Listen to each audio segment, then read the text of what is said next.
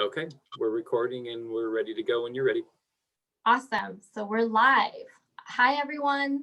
Please note this webinar is going to be recorded and shared widely after today. Good morning. We're super excited you're here with us. Thanks for joining. This webinar is for beginning to intermediate composters, people who range in experience from having never composted before to people who have done it and then perhaps have hit roadblocks. So our aim today is to provide you with all the information you need to keep a successful compost system going. Our webinar is offered by StopWaste. We are a county public agency. Our mission is to reduce waste at home, at work, and at school.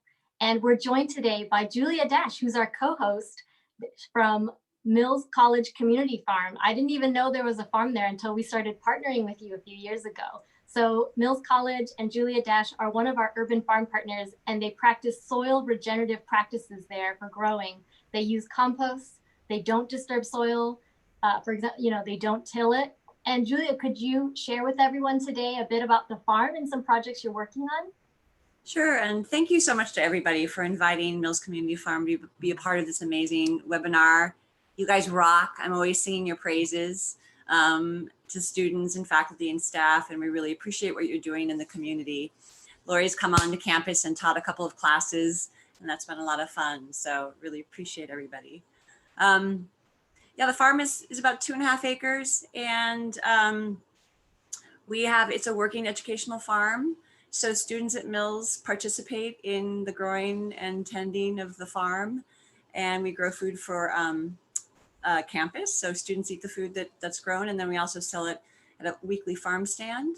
And we also this summer did the first time we did a CSA for folks because of COVID, and just making sure that people had access to food. So that was great. And yeah, it's an ongoing project. We're always looking to StopWaste to help us build our composting systems. So we do what we can. We're always having to deal with pernicious weeds, and maybe you guys will talk more about that. So yeah, it's a lot of fun. For sure. Glad to have you here, Julia. Sounds like you all have your hands full with a lot during this time. We're so grateful for your work with us. Thanks so much. So I'm going to go back to introducing the rest of our team. My name is Jeannie Pham. I'm on the outreach team at StopWaste. I took Master Composter Certification course in 2009. And since then, I've been a dabbler in both backyard bin composting as well as worm composting. But I have to say that I am primarily a worm composter. I also garden. I grow herbs, veggies, California native plants because I love our pollinators and our hummingbirds. And I also grow indoor house plants. All of these plants I grow, they love both the worm castings, worm poop, and the compost that I feed them. So I'm excited to share more about the ways in which they have loved all of these added nutrients to their soil. And joined with me today is my fellow facilitator and our resident compost expert, Lori Caldwell. Lori, can you share more about yourself? Yeah, hello, good morning, everyone. Welcome. This is one of my favorite classes. I'm a big composter. Like Jeannie, I do worm composting, but I do have a basic bin in my backyard, and I enjoy doing both of them. I grow edibles and some medicinal plants, and hoping to incorporate a little bit more natives into my garden. But I just wanted to welcome everybody. Please get ready for some questions. We love questions, and so all questions are good questions, so don't be afraid to ask. And thank you so much for joining us here on a Saturday morning. Awesome. I also wanted to introduce the rest of our outreach team is here. So holding it back in the back, answering your questions today will be Jean Nader and Ben Duggan, who've also provided so much preparation for today's webinar, as well as our resident wizard behind the scenes today, Trevor Probert, is making sure all the gears turn smoothly. Thank you so much, everyone, for making this happen. And team members, feel free to chime in, if Lori or I maybe missed something, or if you have something added that you'd like to share, that'd be awesome.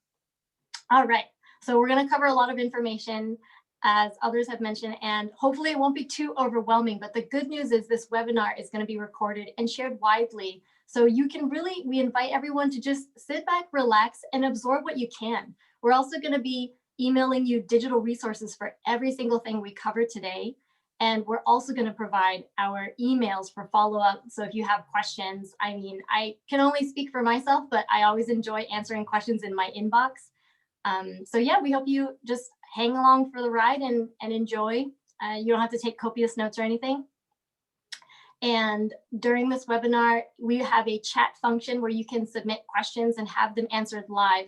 But I'm about to go over the agenda, and you can take note of all the sections we'll cover. We have dedicated time in between some sections and definitely toward the end to answer your questions. But I also invite everyone to perhaps hold your questions for the end, because you'll find that as we go through each section, your question is likely going to be answered, and you don't want to miss anything that Lori's going to be sharing today with you. So try to hold those questions for the end. We'll make sure to answer them as best as we can. But again, you have our support even beyond this webinar.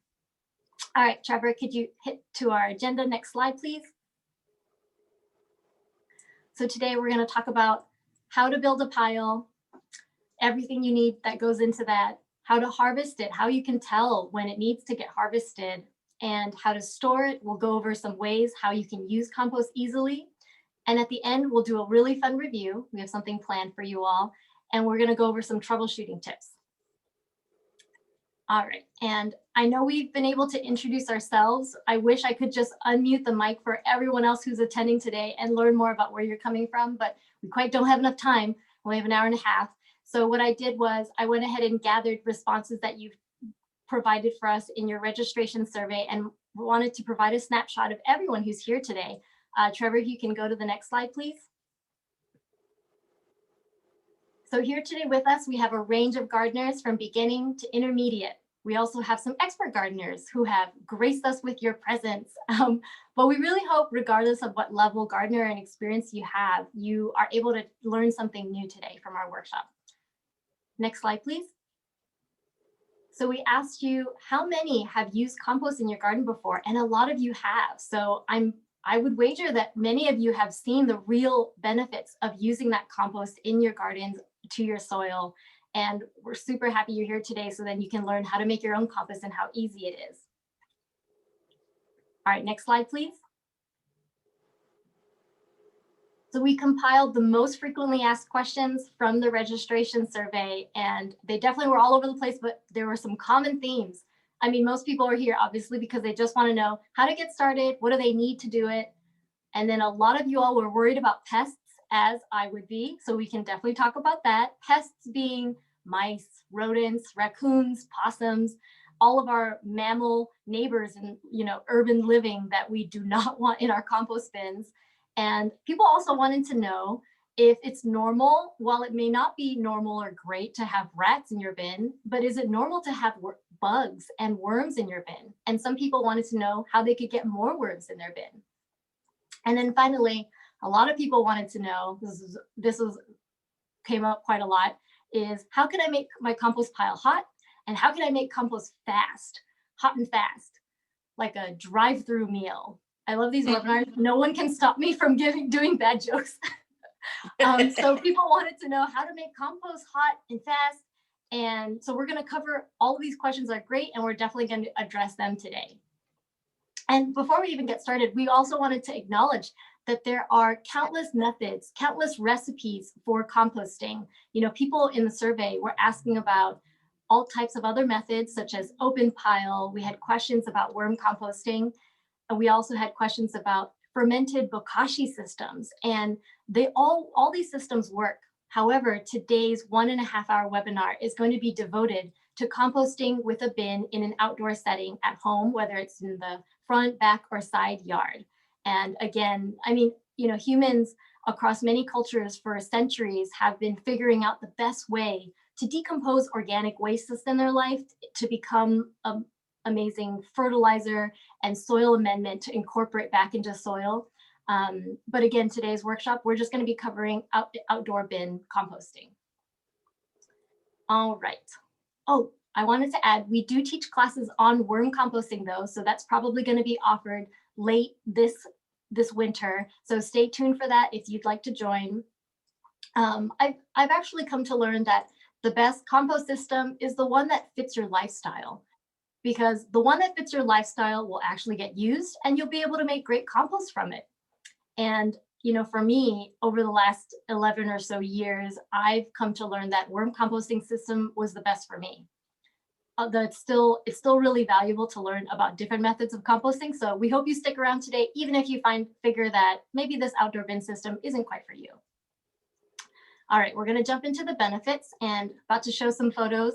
I definitely don't have Lori's level of experience with outdoor bin composting, but I do have at this point a decade of applying compost to my garden, and I can definitely speak to its benefits. So Trevor, if you can go to the next slide, please. So what you're looking at is a picture of my backyard. I moved into this home about 2 years ago, so new home, very exciting. Most of my backyard though is paved over with concrete. I had this section and a small other strip with available soil for me to work with.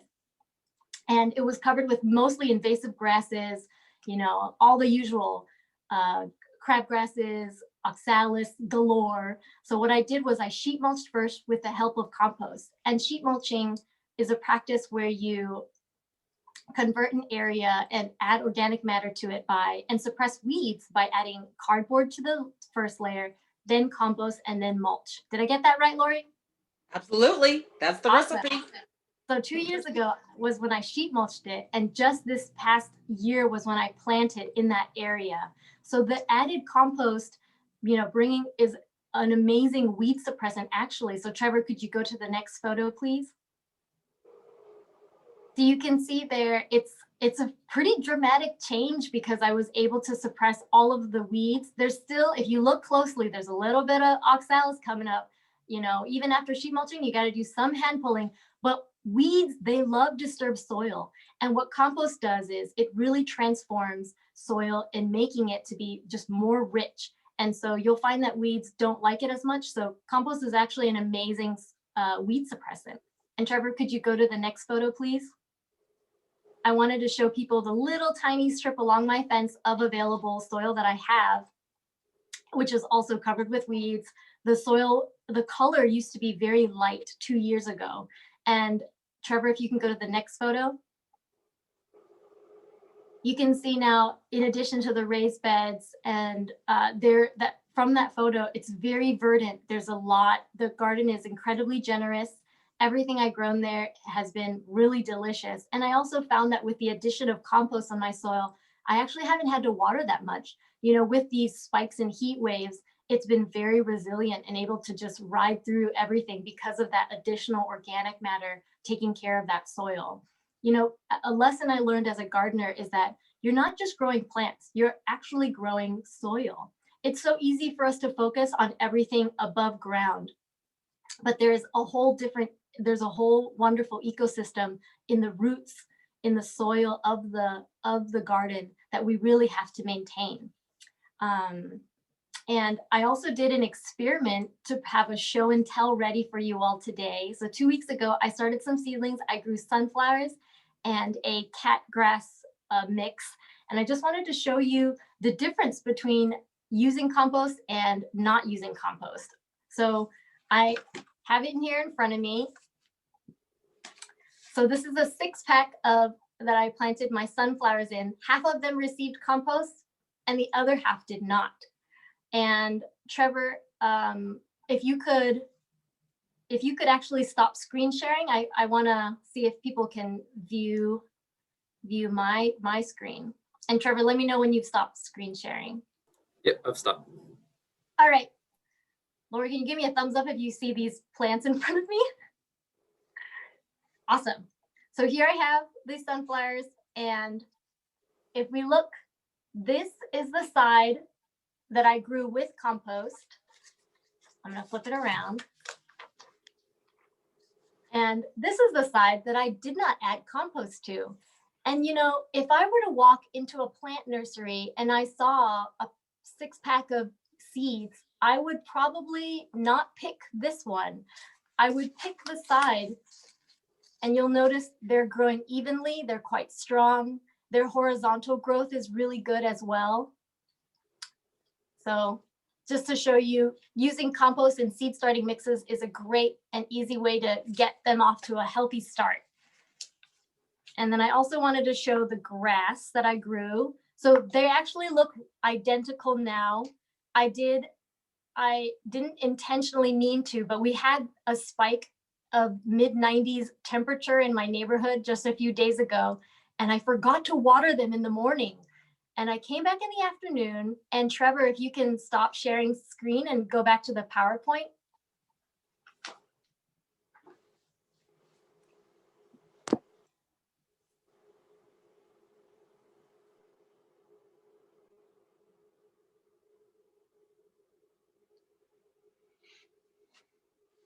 Okay.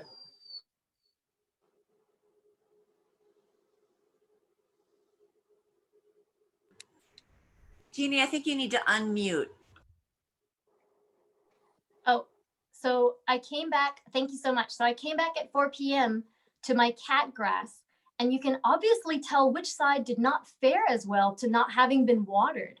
So the side on the left is cat grass that had compost added to it. And here we can see that after a day with some pretty brutal sunlight, the side that had compost, despite not having had water, did much better than the side on the right. And both of them have since recovered fairly well, but the side on the right still has a lot of yellowing at its tips. So what compost does is it takes care of soil and provides it to hold on to moisture much, much better. And let's see. Oh, we also wanted to share a story from one of our other urban farm partners, Fremont Leaf, of how compost transformed their soil's health. So Trevor, take this moment we're about to play a 1-minute video that shares their story. Fremont Leaf's carbon farming story, presented by StopWaste. During photosynthesis, plants absorb carbon dioxide and release some carbon from their roots to be stored in the soil among bacteria and fungi. We can use this relationship between plants, soil organisms, and carbon to remove excess carbon dioxide from the atmosphere and reverse climate change. Fremont Leaf uses carbon farming practices like compost and mulch, encouraging healthy plants to store even more carbon in their soil.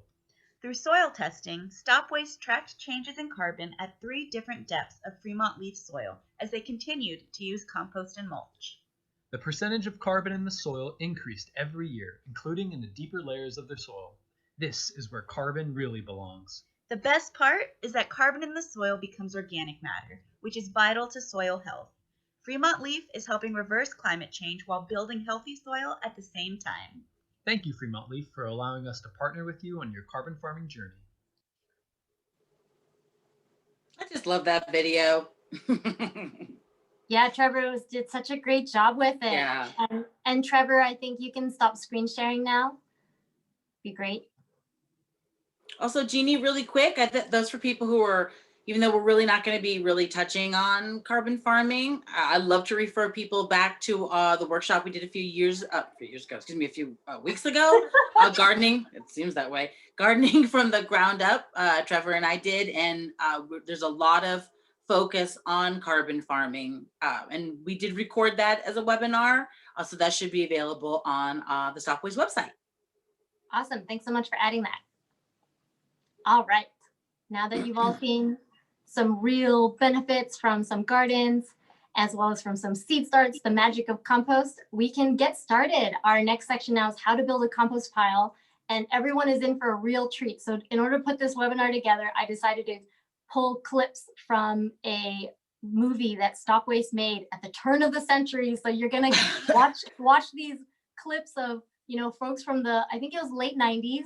I hope you all enjoy the music, the fashion. The timeless piece, however, is the compost. You're gonna watch 2 different Alameda County families set up a compost bin in this, I think it's about 2-minute clip. And the first person you'll see is setting up a compost bin that they're allowing to then sit. And the second family you'll see is setting up a compost bin that they add as they go to it. After everyone's watched the videos, Lori will then go into the details of how to get all these compost systems started. So Trevor, I'll just give you a moment to go ahead and start the first video.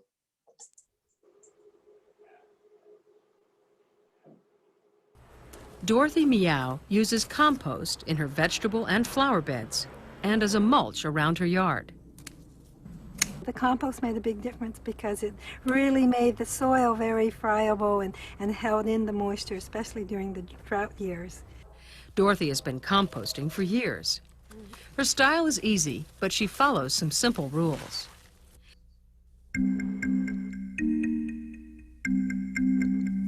She makes sure she keeps a balance between green and brown materials. Greens include grass clippings,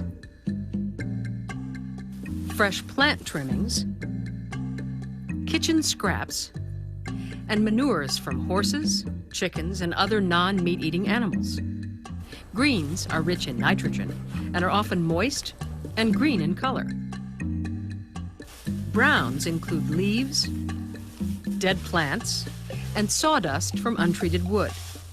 They are rich in carbon and are often dry, fibrous, or woody. The goal is to have about half greens and half browns in your pile. The 3 basic steps are chopping materials, mixing, and maintaining moisture. Let's see how this works, building a new pile from scratch. The bottom layer of a new pile should be coarse material that will keep air at the bottom.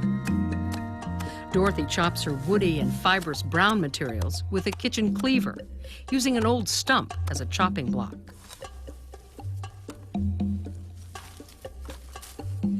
Dorothy adds water, a layer of greens, and uses a pitchfork to mix the layers. She repeats the process, mixing greens and browns and adding water. She ends with a layer of browns that help keep flies away from the nitrogen-rich green materials.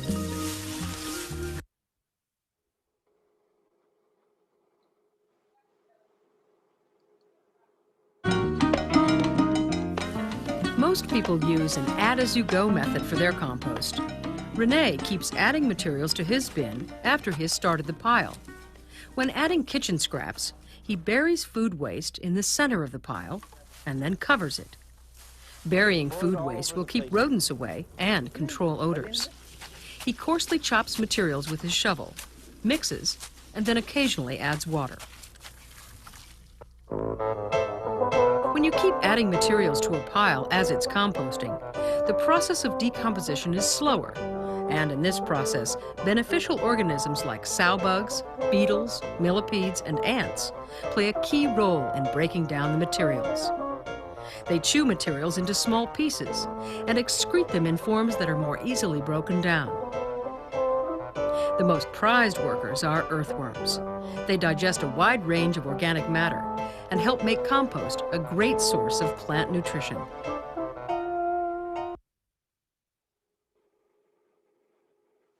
It sure does. Thank you, Trevor. Make sure I'm not muted. All right, so let's talk about tools for building a pile. So building a pile is really important. I guess the first thing I always have to ask people is, what do you have to compost? Like in Jeannie's situation, she may not have a lot of yard waste and may have mostly food scraps. So she has opted to do more of a worm composting situation. I, on the other hand, have both. And so I do both. So I guess it's just whatever kind of fits your style. If you don't have a lot of the materials that are required, if you don't have a lot of yard waste or you don't have a lot of food scraps, you can start a small pile. And I just want to let everyone know that regardless of how much material you have to compost, you can be very successful in doing some composting. And I guess what we talk about in the compost biz is that compost does happen. So regardless of how often you pay attention to it, it will be breaking down. It just will be breaking down on a much slower rate. So some of the tools for building a pile, of course, are going to be getting a bin. Choosing a bin, you can either make your own bin, build your own bin. And part of the resources that we're going to be sending along to you are going to be directions on how to make your own bin. You can purchase one, or you could upcycle one if you look through things like maybe Craigslist or FreeCycle or any of kind of the swaps that are going around on social media or different groups. So finding a bin, something that has a lid on it, the size, kind of sort of matters. The one that's shown under the choosing a bin, it's the BioStack. It's a 3x3x3 size, which I love. It's my own personal bin. I've been composting in it since 2006, and I do love it. So if you actually have an opportunity to try to find one, I would highly recommend it. My bin did come with a base, and you can see I have the lovely base picture on the far right, and you can kind of see it on the picture on the far left. We always recommend that if you're going to be incorporating things like food scraps as part of your composting system, that to add a base onto the bottom would be beneficial. And if your compost bin doesn't come with a base, you can get 1/4-inch hardware mesh. Not everybody can see it. And you can line it on the bottom of your bin. I would recommend lining it on the bottom and slightly up on the sides of your bin and attach it accordingly. With the idea being that if anything's going to try to kind of get into your pile, and fortunately, I've been very successful for the past 14 years of composting and never had any unwanted visitors, knock on wood, in my bin. But the idea being is they're going to try to dig underneath your bin and try to come up. So if the hardware wire is in place, they won't be able to definitely do that. So good on that one. So choosing a bin, making sure it does have a base, and then location. There's some misinformation about the idea that the heat that's generated in a compost pile is generated because of the outside temperature or how hot it is inside the bin. And I want to say, no. My bin, however, is in full sun because that's the only spot that I have in my yard for my compost bin. But we were definitely going to recommend that you definitely put it in the shade, because the heat that's generated in a compost bin is generated in the very middle of the pile by bacteria as they start to eat the material that you give them, and they start to multiply. And as they start to multiply, heat is definitely generated. So if you can put it in a shady spot, please do. In my situation, because it is in full sun, I have to monitor it pretty often to make sure it doesn't dry out. And so I have to keep the moisture levels pretty consistent. That's the reason why you see the lid off on a rainy day. Just get a great opportunity to get some free water for my compost bin. All right, so can we go to the next slide? All right, so this is our basic recipe, and we will definitely break this down as we get further along in the slide. So your basic compost recipe is browns and greens, some air, some water, and some thyme, and you eventually will get some compost. It really all depends on the composter. That's the one question I always seem to ask as part of any kind of composting workshop. How quickly am I going to get a finished product? And that really all depends on you. If you're out there all the time maintaining it, feeding it, aerating it, it's going to go a lot faster than if you're just kind of adding it kind of willy-nilly, but it will still break down regardless of how often you pay attention to it or not. Our recipe basic is 50-50 by visual inspection. So if I'm going to put a 4-inch layer of browns, I'm going to put a 4-inch layer of greens on top and a 4-inch layer of browns on that as well, or a 2-inch layer of browns and a 2-inch layer of greens. You just want to make sure that those things stay even. That helps with decomposition as well. Water, you're going to want to go with damp as a wrung out sponge.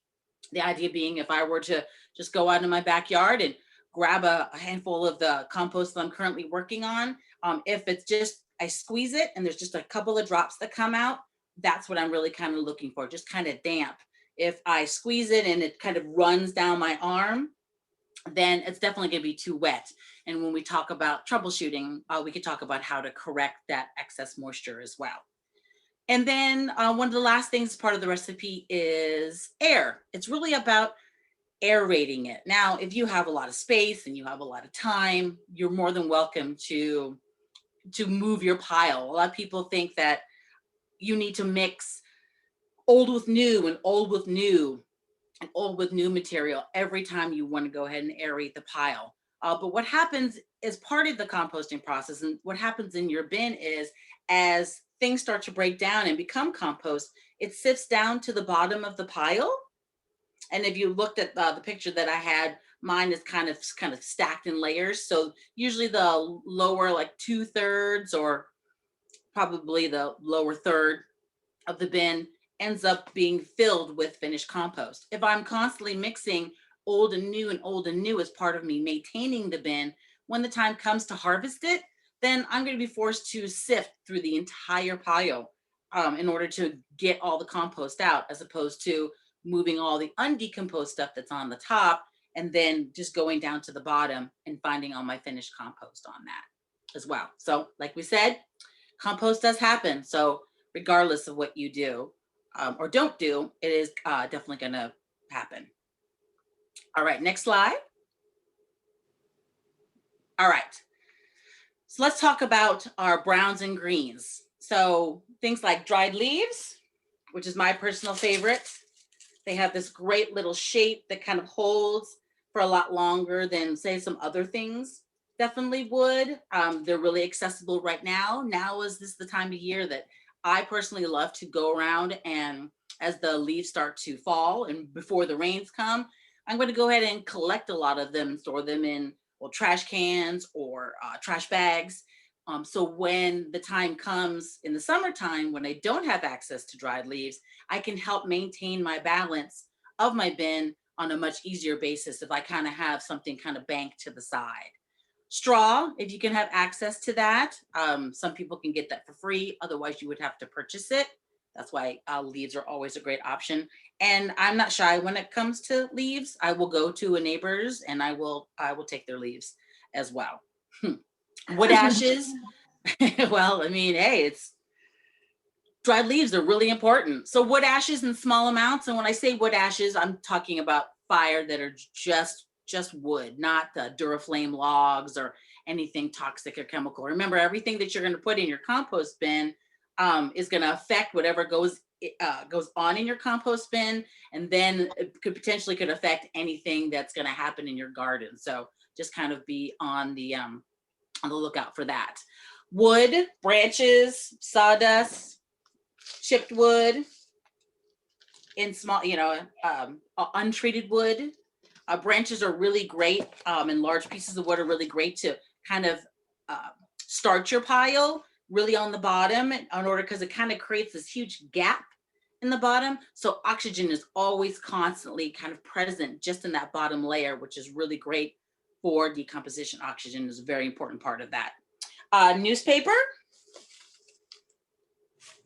things like cardboard, egg cartons, toilet paper rolls. The one thing about these guys, however, is unlike dried leaves or even things like wood, I kind of call these things kind of the Pringles of browns, because they're already kind of preformed. So what happens is if you end up using these, and you can, by all means, if you need to use these kind of in a pinch, but something what happens is they get wet, they get heavy. And as they get heavy, the pore spaces kind of close off. And then when the pore spaces close off, that really does slow down decomposition. So you're going to have to aerate a lot more in order to open up those pore spaces and allow oxygen to kind of flow in. Pine needles work really well. You're going to want to make sure you break those guys up first because they are waterproof. And so they're not really going to break down. You need to kind of expose the area so bacteria and fungus can get into it. And then things like dryer lint from only natural fiber kind of loads, wool or cotton. Those work really, really well as well. So those are your browns. They're high in carbon. They're usually dry. Sometimes they are brown in color, but that's not necessarily that's not necessarily true. Some greens are actually brown in color, but are still considered green. So they're kind of dry, high in carbon. And on the opposite end, we have our greens, which are high in nitrogen. They're usually generally things that are fresh or wet. Grass clippings from untreated lawns. I want to be really specific about that, especially if you're using kind of chemicals. Unfortunately, those chemicals don't have the capacity to break down in your compost bin and actually can bioaccumulate, kind of just build up over time. So like I said earlier, just making sure that you kind of know what's going into your compost bin. And that's also one of the really, really great benefits of composting. Doing your own composting is you know exactly what's been put in your bin, how long it's been doing its thing. You know exactly when it's ready, and you can pull it when it's exactly ready as well. Things like tea leaves, coffee grounds, including the filters, always include that. Technically, they are brown in color. However, they are very fresh and wet, high in nitrogen, so they're technically considered a green.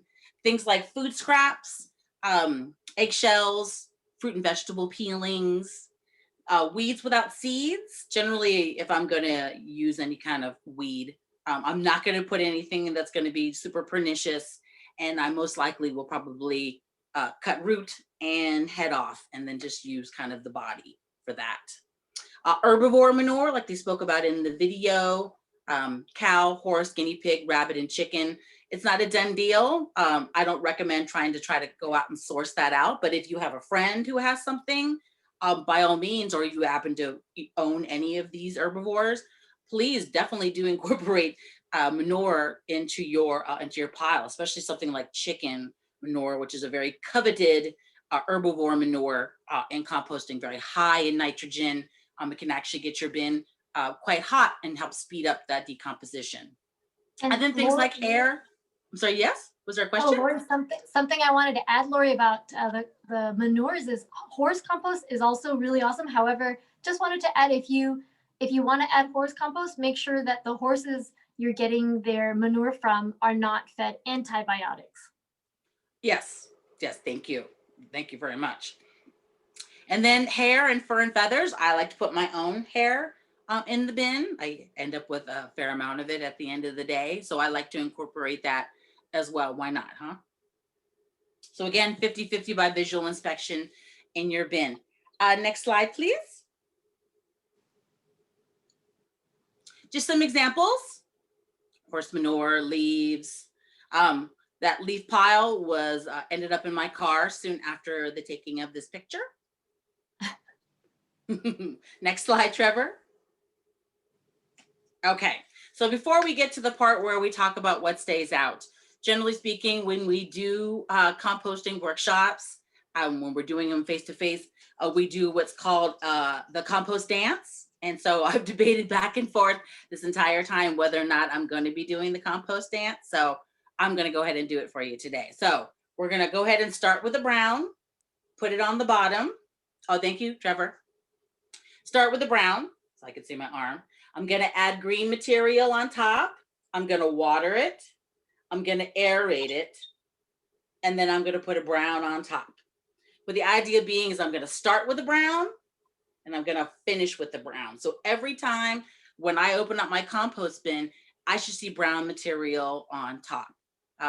If you're a constant adder, like they spoke about in the video, where you're going to be constantly adding new material, you're going to want to make sure you pull back that brown material to the middle of the pile, put new green material in the middle, and then recover it then, where it just keeps things like fruit flies down.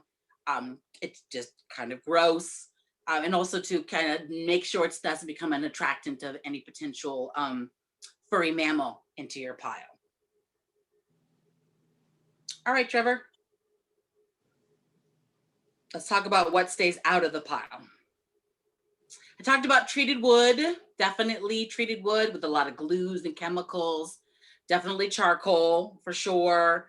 Any kind of cat and dog or tropical bird feces. I know we talked about herbivores, but since these guys are omnivores or carnivores, you definitely want to try to avoid that. Their feces has a lot of potential bacteria and stuff, or diseases that won't be killed out by your compost bin.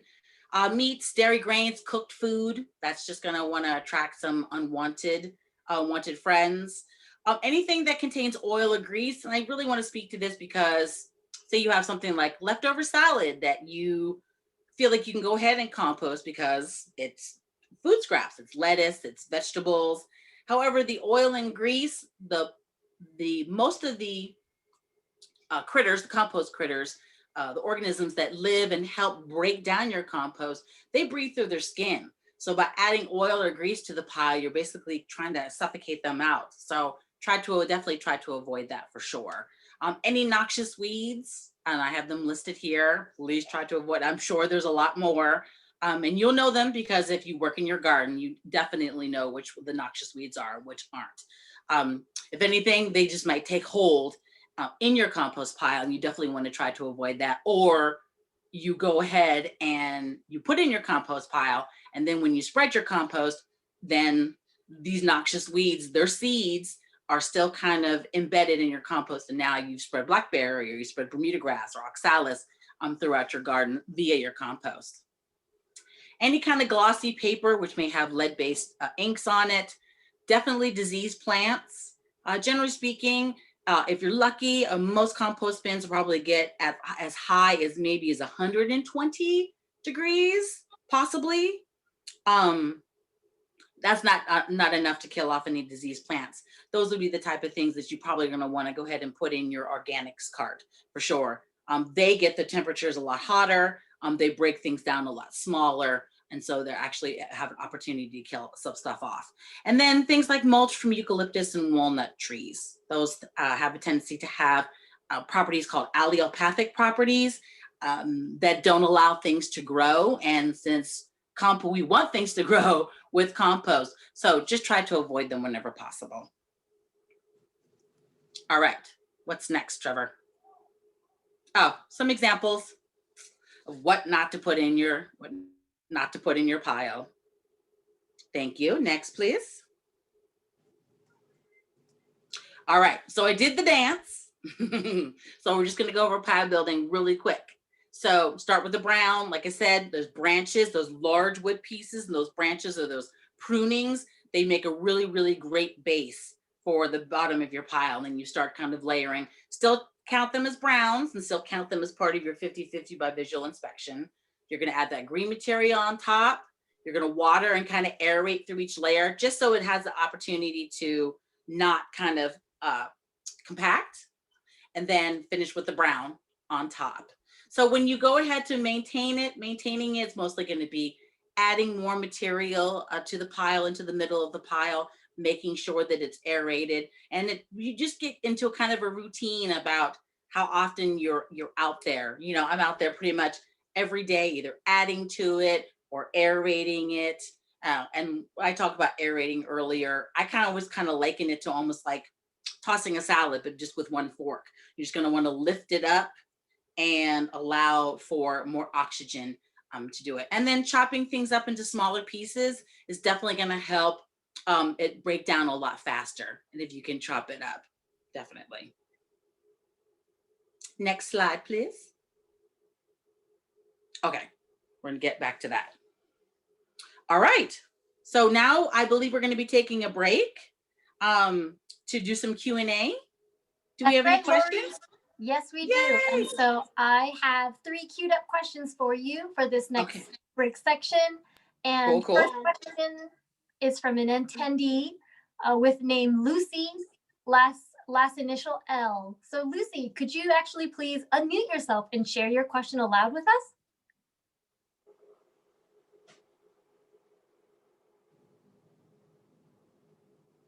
It sounds like maybe Lucy wasn't able to hear. I'm going to move on to our next person. So Tammy, last initial L, also had a question. Could you please unmute yourself and share your question?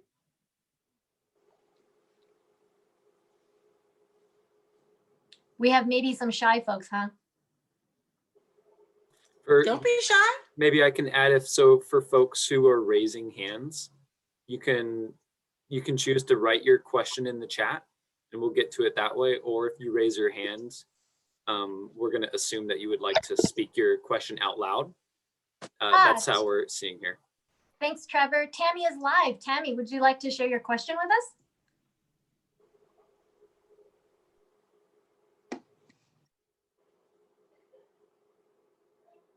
No? It looks like Tammy lowered her hand. But we still have Lucy and Christine with raised hands.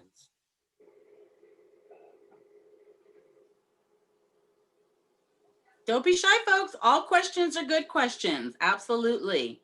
And you may have a question that you might think is, I don't know, not appropriate or not correct or anything, but there may be somebody else here participating in the webinar who may have the exact same question as you do. So please feel free to ask. Right. So Christine, oh, we actually have a larger queue of questions. So let's go to Christine.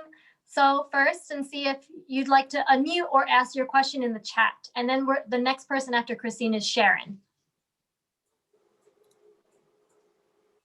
Can you say again who's going first? Christine. Okay, Christine, you have permission to speak now. Oh, hello. Yes, I think we're all locked out and muted. And then also the chat is locked out, so I can't seem to add anything to the chat. Can you hear me? Yes, I can hear you. Absolutely. Lori, my only comment was, would you be able to please lower your camera just a little bit? I can barely see you because your name covers up your face. And I couldn't. Oh, really? Yes, and I couldn't see your sandwich of what you were doing earlier, but I appreciate it. Thank you. Oh, sure. It's hard to see what actually people see because I only can see as myself. I don't know if I can lower my camera. Can I just raise myself up? Do we have any other questions? I think at this time we do have a few raised hands. However, if we could have people submit those questions into the chat, that would be great. As soon as we've unlocked this chat, so you all have access. By the way, Lori, in my view, you seem to look okay. Like I can see you very clearly. So okay. Yeah, we can go ahead and don't worry, everyone, but we still have time for questions. We're just going to move to the next section. Trevor, did you want to mention something? I want to update. I am so sorry. This is our second time doing a webinar. We are learning on the go, and I realized the chat was totally locked. So it is unlocked. You can now ask your questions. Thanks for your patience and your understanding, everyone. Yeah, so I do see a couple of questions in the chat. One of them was about cat hair. Yes, you can incorporate cat hair. I might consider not utilizing maybe the hair that is like if you're doing any kind of flea control or anything kind of like that. For your cat, I would probably try to avoid that kind of hair for sure. Can I see in the chat? Do we have a chat? Well, Lori, the chat will definitely be helped with our team of Jean and Ben. And so I wanted to continue to the harvesting section, if that's okay with you. And then we'll take another break for questions. Okay, that sounds good. Absolutely. Yeah. All right. So we're going to now move to harvesting and using compost. And Trevor, I hope everyone's been enjoying that throwback video. We're going to see more section clips of it. So we're going to play a 1-minute video now on harvesting. And the video will also show examples of how to use that finished compost. I love the music. You'll know your compost is ready to harvest when it's rich, brown, and looks like dirt. Dorothy removed this pile from her bin and stopped adding materials to it 3 months ago. She used a tarp to keep rain from leaching the nutrients out of the pile and to prevent it from drying out. Most of the materials are thoroughly broken down. Dorothy picks out a few large pieces, and this compost is ready to be dug directly into the garden bed, where it will improve the health of her soil and provide nutrition for her plants slowly and naturally without pesticides or fertilizers. She could just as easily use it in a potting mix, like the habrials for spring bulbs, or Claudia and her husband Ron for repotting plants, or around the root ball of a new tree, like Renee.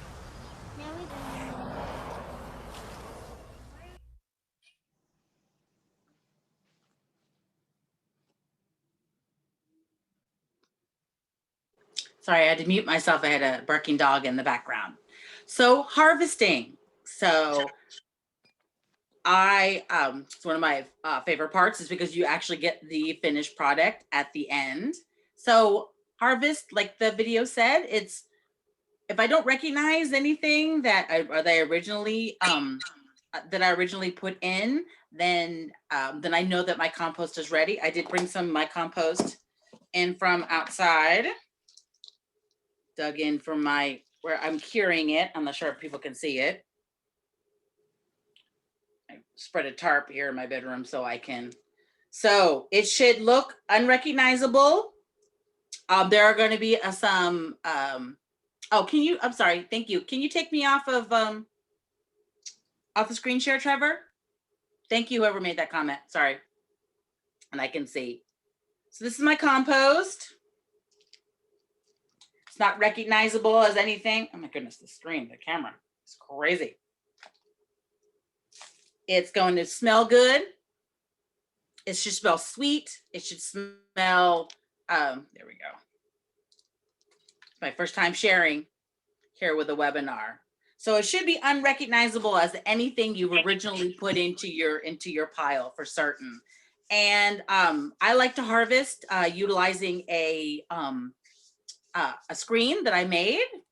I'm going to show that to you. I actually brought that in. Again, utilizing 1/4 inch hardware wire. I built a lovely frame, and you can see that actually in the picture as well. And I think it's really great. I like to sift mine just because there are things that kind of do a couple of turns in my compost pile. And so I either like to A, check up on it and see how it's been doing, or B, figure it's not going to compost anymore, and to pretty much discard it from the pile. Okay, Trevor, can you screen share for us? Awesome. So like I said, that's my system, and that's me harvesting from the pile. I'm going to sift it into my 30-gallon container. And for my bio stack, I pretty much harvest once a season or once a year, actually. And I end up with probably about 25 to 30 gallons of finished compost. And then after I'm done harvesting, I take all the stuff that hasn't decomposed, and then I rebuild the pile using that same technique, 50-50 visual inspection. I usually take the stuff that's hasn't decomposed, I give it a good shot of wet, and then I'm going to go ahead and reincorporate that as part of my pile. Next slide. So after I am done, and if I'm not going to be currently using it, I'm going to go ahead and cure it. As you can see, there's a picture on the left. I incorporated a little bit of reuse elements, which I adore. I took a worm bin, an old worm bin that I didn't have, that is slotted on the bottom. And I'm going to go ahead, and I went ahead and filled all 3 of those bins with my finished compost, the stuff I didn't use to top dress or side dress. And then I covered them with some lovely little tarps, homemade tarps, out of potting soil bags. And then I'm going to make sure I'm going to water, keep it watered, and then check on it occasionally. And then it's already ready for me when I need to go ahead and use it. And so by using it, I definitely want to talk about how to use your finished compost. If you're prepping any new beds for fall planting, you're going to want to do what we call top dressing, which is you're going to layer at least 1 to 2 inches of your lovely finished compost right on top of your soil. There's really no need to kind of till it in or dig it in. Just go ahead and top dress. When you water it, all that nutrition is definitely going to go ahead and percolate down into your soil. And so everybody who's in your soil, roots, microorganisms, are going to be able to take advantage of that fact.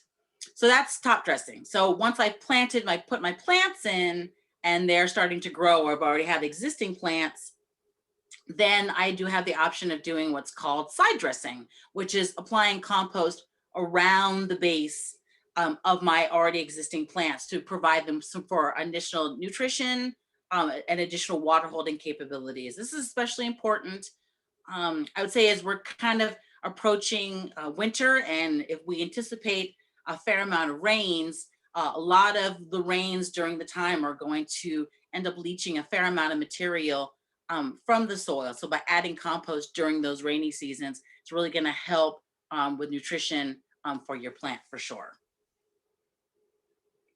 All right. Jeannie, did you want to talk briefly about the, oh, actually we have some videos, don't we? On top dressing and side dressing?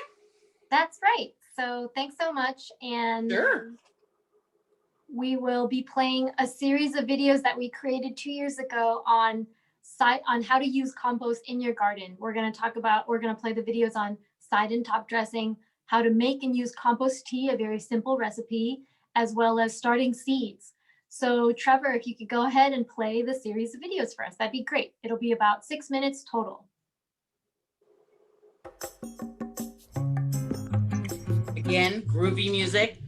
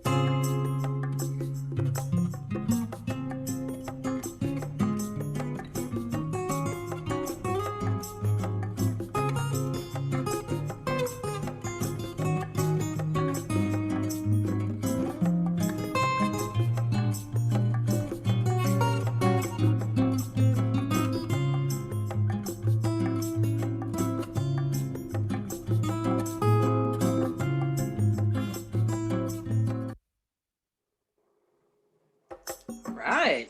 Oh.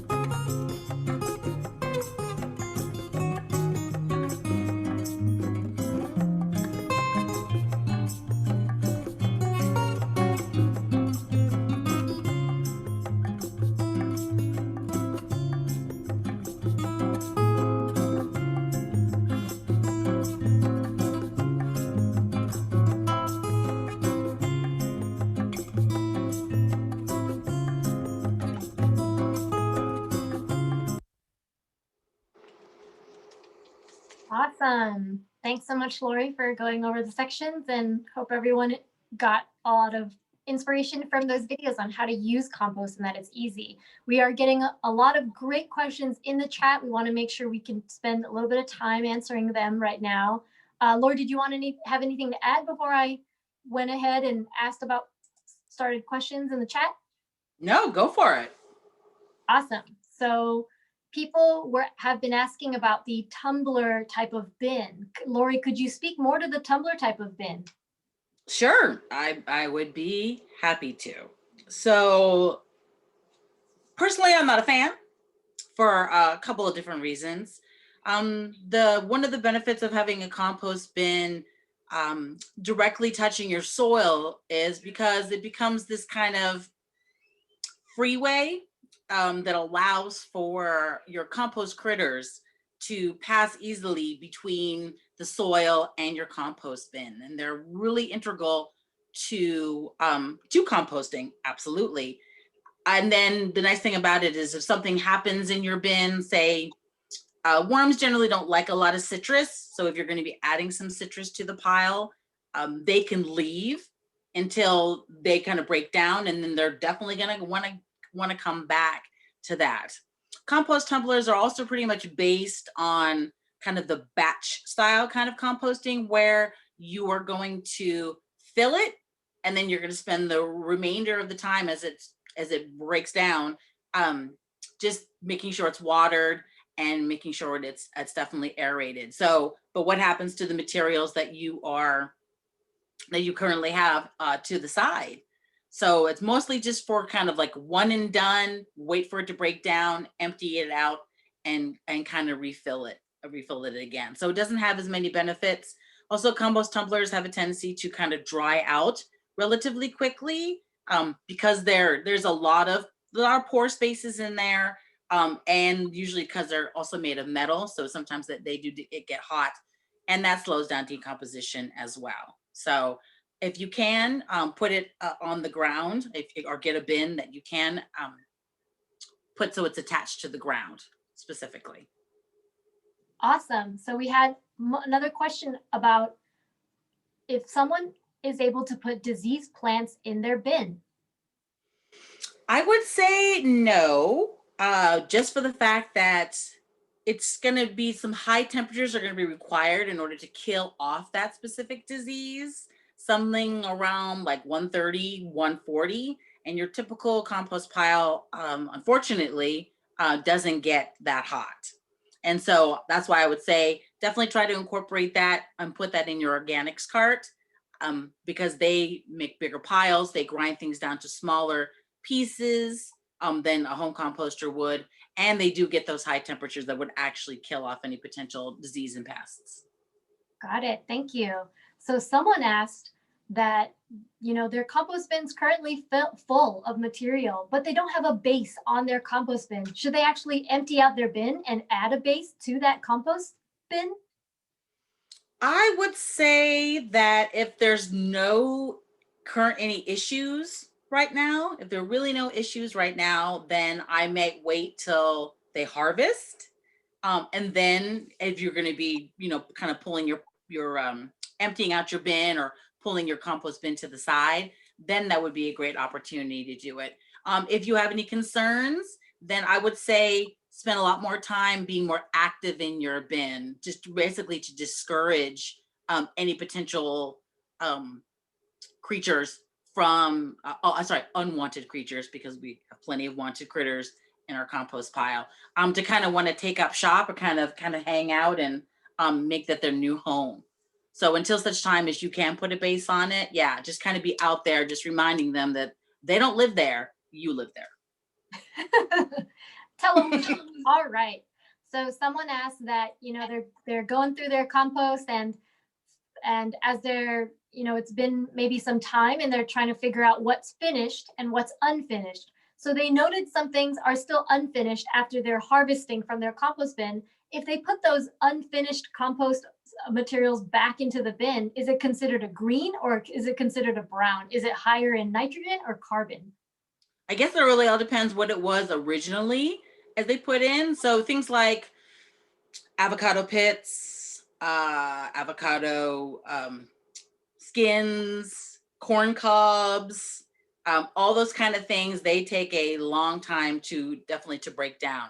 I would still consider them a green. And like I said, what I usually do with my unfinished material, since it's always usually just a kind of a mix of browns and greens, I'm gonna wet the heck out of it, and then I'm going to kind of layer it. I'm gonna rebuild my pile, browns, greens, and then I'm gonna layer some of my undecomposed material and then water that in and then do browns and greens on top of it. Generally speaking, there's not too much material that's left over. Most of it has composted, but I definitely want to go ahead and reintroduce it. I mean, why not? So yeah, I'd probably give it a good wet, kind of think about what it was before you put it into the compost bin, and then treat it that way accordingly. Awesome. All right. So it looks like we're going to go ahead and move on to our next section. And at the end of our next section, we will definitely have even more time for questions. So don't worry, everyone. We'll do our best to get to all of it. And before we move on to reviewing and some troubleshooting, I wanted to address the issue of wildfire ash that, a lot of us have had concern on, and rightly so. The ash, whether it's coming from a forest or if it's coming from an urban wildfire, will vary then in the type of contaminants that it leaves on your soil. But researchers from the Agriculture and Natural Resources Division of University of California, from the research they've done, it shows that there are some contaminants that are residuals on our soil that are left. And what they can say at this time, after several years of doing their research, is that the risk is low as long as people thoroughly wash everything that they're eating, from roots to leaves to the fruit. So as long as you wash everything very thoroughly, the risk is lower. We're going to be sharing with you all the research and resources that they have provided, that UC-ANR has. They've also found some very promising research on the role that compost can play. They realize that healthier soil helps mitigate your risk of any contamination of what may settle there from the ash. So what compost does from their research shows that it increases microbial, fungal populations in your soil, and that ecosystem breaks down chemicals. And some compost even has to bind heavy metals like lead and cadmium so that plants cannot absorb it and uptake it. So again, we're going to send all that research, and it's really interesting information, but it's clear that the healthier soil is in terms of that rich organic matter and life beneath in the soil, then the less risk that you may have. But that it is still important to continue eating the things that you're growing and getting produce from farms, so long as you're taking precautions such as washing it really well. Anything to add on that, Lori, before? Yeah. Just that compost rules. I mean, also too, it's like as you add compost to your soil, especially if you're dealing with things like clay soil, it just becomes, your soil becomes such a really great filter for a lot of things, Yes. All right. So we'd like to go to the home stretch of our webinar. We have one last segment to play for you from our fun throwback 90s video. So it's about 3 minutes long. This clip is on troubleshooting, and we'll address the most common issues that composters run into. You'll learn exactly what adjustments to make, and we can go more into detail after we play this clip.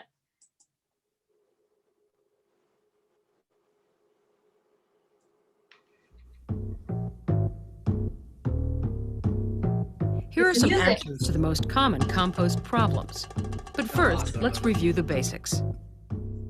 The 4 ingredients are greens, browns, air, and water. Build the pile to be half green and half brown by volume. The 3 basic steps to building a pile are: chop materials to 6 inches or less, mix materials to add air to the pile and evenly distribute greens and browns, and maintain moisture as damp as a wrung-out sponge. One problem people have with their compost is smell, and that's easy to fix. Compost should smell good. Bad smells are a sign that the pile doesn't have enough air, or enough browns, and too much green material, like food scraps or grass clippings. To get rid of smells, just add leaves or other dry yard trimmings and give your compost pile a turn. Always cover food scraps or grass clippings with a layer of browns or bury them in the center of the pile. Don't overwhelm your pile with too much food waste. If you have too many grass clippings, you can use them outside the compost pile as a mulch or leave them right on the lawn. The fine pieces of grass settle to the ground where they help hold moisture and put nutrients back into the soil. If you're regularly adding greens such as grass and kitchen scraps, you may not find enough brown materials to add at the same time. Many composters solve this problem by collecting leaves and other brown materials and storing them in a trash bag or an open pile near their compost bin so they can add them as needed. If you can't collect enough browns in your own yard, you may be able to get sawdust from untreated wood at a lumber yard. You can even use small amounts of shredded paper or cardboard. Some people find that their compost is not decomposing fast enough. This usually means the pile is too dry. Particularly in hot areas, a compost pile can dry out, killing off the microorganisms that do the work in the pile. Add enough water to keep the materials as damp as a wrung-out sponge.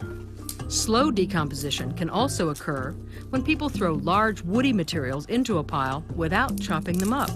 The more you chop, the faster the materials will decompose. Inadequate amounts of greens are another potential cause of slow composting. Microorganisms need a balance of nitrogen from greens and carbon from browns.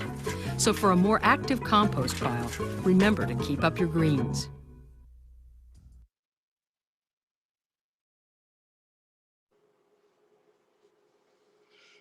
All right, awesome. So some of the troubleshooting tips they talked about is, well, I would like to talk about is too dry of a pile. So say you've built your pile and you've done everything, you think you've done everything appropriate. Generally speaking, once you build your pile, you should start seeing something kind of occurring probably within about 1 to 3 days of building the pile. Generally, if it starts to get hot in the middle, the pile will start to shrink. You'll actually start to see it shrink relatively significantly. However, if you've had the opportunity to build a pile and you come back 3 days later, the pile is still at the same level as it was originally when you built it, then there's something that's definitely going on. Either the pile is going to be too dry, but not enough water, or there's not enough greens to kind of balance out the browns. So you're going to want to definitely compensate for that. So as we always recommend, if you're trying to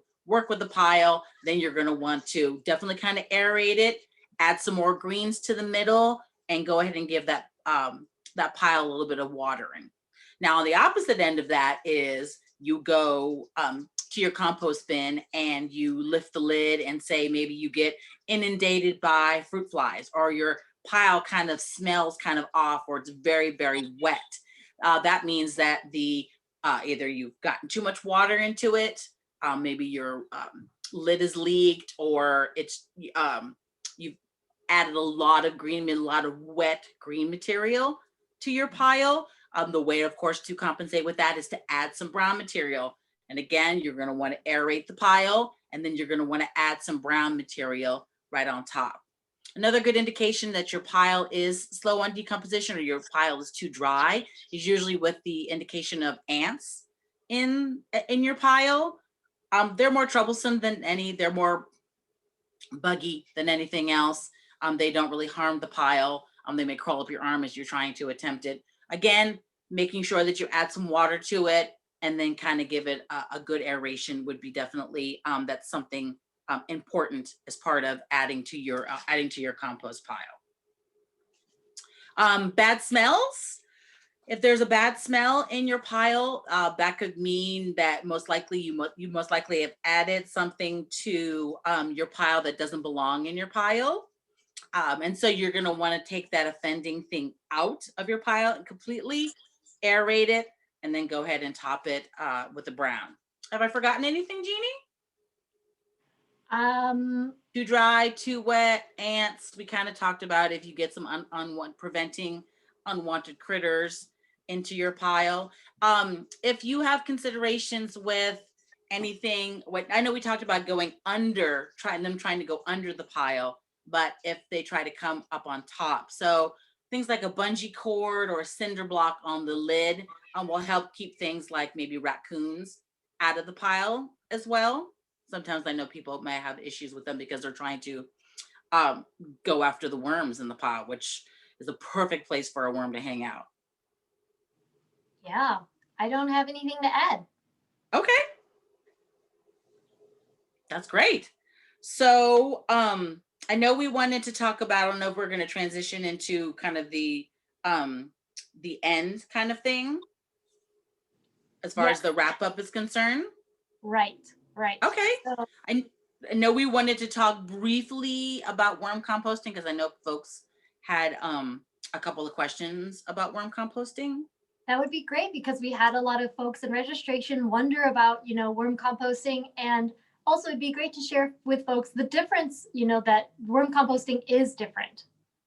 Absolutely. So when we talk about basic composting or backyard composting, we're talking mostly about a combination of food scraps and yard waste in your pile to create kind of more like a granular kind of compost that I showed you earlier. When you're talking about composting with worms, we're talking mostly about incorporating things like food scraps, and then you'll utilize bedding, either like cardboard or shredded newspaper to kind of keep the moisture level at even keel. And then the finished product of worm composting is the worm castings, which is a fancy name for poop. And that you should treat more like a fertilizer as opposed to a soil amendment. So you're going to use that relatively sparingly. So if I'm using compost to mix with potting soil or to mix with soil, I could do 25% compost, or I could do 40% compost and 60% soil. But with worm castings, I'm going to use 80% soil and I'm going to use 20% worm castings because it's very high in nitrogen and can actually be a little bit more harmful to your plants than helpful if you use it in large quantities. But it's super fun. You could do indoors, outdoors. And I know hopefully we're going to be hosting a worm composting webinar in the next few months. So if you're still interested, please join us. If you still have questions, please check us out on our website. If you go to stopwaste.org /compost or /gardening, we do have videos as well as a lot of information about the composting we spoke about today, as well as worm composting too. And as I mentioned, we're going to provide resources for what we went over today. We'll also email you with all of our contact information. And we also have a Facebook group. So I just wanted to give a plug for our fun Facebook group. If you are on Facebook and you'd like to join our group, it's called the East Bay Garden Friends, and we'll provide information on how you can join. We'd be super happy to answer compost questions in there too. You could pepper us with questions. Now, absolutely. Lori, before we do our wrap up, Lori, and review, I wanted to just spend the next maybe 3 minutes giving you rapid fire some questions that came up in the chat. Is that okay? Absolutely, bring it.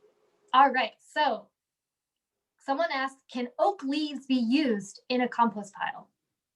They can. I know that there's sometimes an issue with things like tannins with oak leaves, so I would definitely recommend that you can incorporate them, but use them kind of sparingly. There's something to be said about allowing your oak leaves to kind of be left on the ground to kind of compost naturally, because if it's falling from the tree, then it has everything the tree needs. So as it breaks down, it's just going to cycle through from soil back up to plant. But yeah, you can add oak leaves, but just I would definitely use them more sparingly. Great. Now, as a carbon source, can someone use colored or dyed mulch? You know how it comes in brown, it has black, there's red mulch. Can you use mulch in your compost bin as a brown? You definitely can. The dyed mulch, as far as my understanding is, the dyed mulch is dyed with non-toxic dyes. So you should be able to incorporate that in there.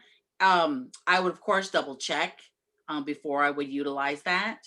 But yeah, absolutely. It makes a great brown. Absolutely. Brown, and depending on if you get like free mulch, you get browns and greens because you get the leaves, needles, as well as the wood fiber. All right, so I have two more questions for you. Can you clarify the difference between aerating and mixing versus turning a compost pile? Well, aerating and mixing is just like you saw in the videos. It's just basically just trying to add some air into it. Turning the pile, actual turning the pile would require dismantling the entire pile and just kind of moving it to a new place and rebuilding the pile accordingly. I don't have time for that. So aerating is like turning, but it's more economical as far as time is concerned. And I think it works just as well, if not better, than the actual physical turning of the pile. Great. Because when it comes into harvesting. Yeah, great. Thank you. Now, Sure. Last question is, how long does finished compost last before it goes bad or becomes, no longer as nutrient rich? Well, as long as when you go to cure your pile, as long as it's in contact with the soil, and you kind of keep it moist, it's gonna last a long enough time, because there's still always going to be some sort of organic material that your compost critters are going to want to be in contact with. So that's the nice thing about curing. Curing is kind of like the final step to composting. So I wouldn't say definitely indefinitely, because most likely I would suspect that you would be utilizing your compost. Technically, a lot of people like to cure their pile about 2 to 3 months. And then after that time, I would say just definitely go ahead and use it up. But you can store it for long periods of time. You just kind of have to keep it biologically kind of active by making sure it stays moist, for sure. Great. That's helpful. All right. So now, again, we will have more time for questions at the very end, but we just wanted to do a review, and we put together a pop quiz. I mean, just kidding. It's more of a poll. So we're going to do a review now. We have about 5 questions to ask you all, and they're all multiple choice. And Trevor, if you could cue that up for us, we're going to go right into this pop quiz. So if everyone can just select the answer that they think is correct for the question of, a successful compost system needs air, browns, greens, and what fourth ingredient? Coffee grounds, water, newspaper, or sand? What do you think? And Trevor, I'll let you play the result after everyone's voted. I don't get to vote? Trinette, don't give it away. All right, 100% selected water, and that is the correct answer. Awesome. All right, next question. Nice. Coming up. And thanks everyone for all your patience today with us. Again, this is our second webinar ever, and we've learned a lot from our last one, but we also have a lot more to learn. We are looking forward to the time that we get to do this face-to-face. Yes. All right, our next question, true or false? Compost adds organic matter to your soil, which improves its structure. Hard clay soil becomes more workable over time. Sandy soil is better able to hold moisture. True or false?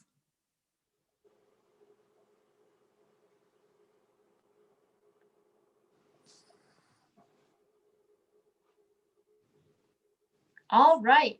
Yes, this is indeed true. Compost, amazingly, all you have to do is add it to the surface of soil, as we've seen through top and side dressing, and that organic matter really percolates down below. All the organisms below do the rest of the work.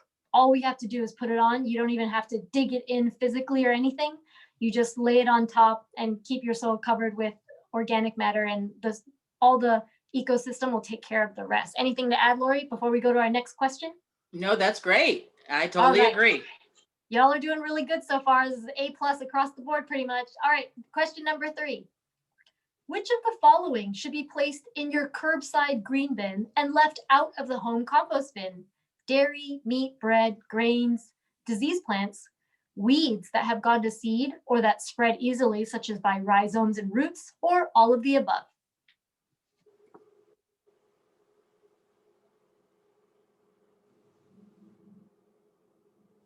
This is maybe an easy one. So Trevor I will know, show it's our always results. interesting. So yes, it is true that weeds are not should be placed in the curbside green bin, but all of the above also should be placed in the green bin as opposed to your home compost bin. All right, I think we're headed to our final question now. 2 more questions. Oh, 2 more questions. Sorry, everyone. So the moisture of your compost should be maintained until it's finished decomposing. What moisture level should the contents of the compost bin be? Should it be thoroughly soaked, damp as a wrung out sponge, or dried out?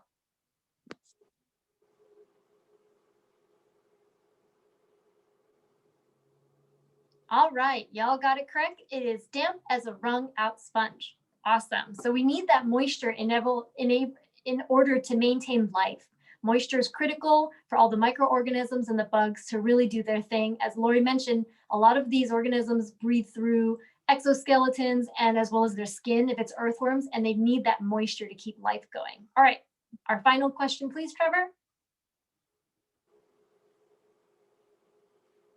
So troubleshoot this scenario. It's been several months and your compost materials look the same in your bin. They don't seem to be decomposing. Why might that be? You can select multiple answers, I guess, for this question. So one answer, composting just takes a really long time. Just keep waiting, even though you've waited a few months. The bin could be too dry and it could need more moisture. The bin could have too many browns, carbon material, and need more greens, which are richer in nitrogen. And finally, the bin could be low on airflow and need a light turn. So you can select multiple choices if you'd like to, if you feel that there's more than one correct answer. Great questions. All right, so yes, the majority of you are correct. The bin could be too dry and probably needs more moisture. And the last three responses are actually correct. And you know, as Lori mentioned, a problem we most often run to here in the East Bay with our temperate climate year round and more so dry climate year round is that bins tend to dry out. So adding that moisture is really critical, as well as adding more greens and, you know, perhaps maybe it could use some airflow. Trevor, did you want to add anything? This question has slightly changed from what I submitted. So I just want to make sure I'm capturing the essence of your adjustments. No, nothing to add. And just a note that I wrote, you know, if the bin could be low on airflow and needs a light turn, maybe that word turn should have been more light mixing based on the suggestions that we were given by Lori. Got it. No problem. Thanks for clarifying. So, I mean, y'all did great. A+ for everyone. Again, if you run into trouble, you know, if you run into trouble, our whole team is available to answer your compost questions following this webinar. It's not the only time. We hope to hear from you. And again, thank you so much for attending. Thanks to our team as well. And stay tuned. I'm going to be sending a follow-up email with all the resources as well as an evaluation. So one last piece I wanted to share is that if you would like to enter in a free drawing for some goodies, you know, we're far away from you all, but we thought we'd still share some gifts and such. So if you could fill out, please, our evaluation, let us know how we're doing. We're always looking to improve our programs, but you can also enter in a chance to win a gift. So one lucky recipient, after you submit the evaluation and enter in the free drawing, could win one of our awesome organic, really sturdy cannabis totes. Here I am modeling my tote. It's actually filled with stuff, which I won't show you. dirty laundry. Really awesome tote, great for all your errands and carrying and going out on trips. And Lori, can you hold up the book that we'll also include? Yes. The Backyard Composting book, which is actually, it's an excellent resource and it is out of print as of a few years ago.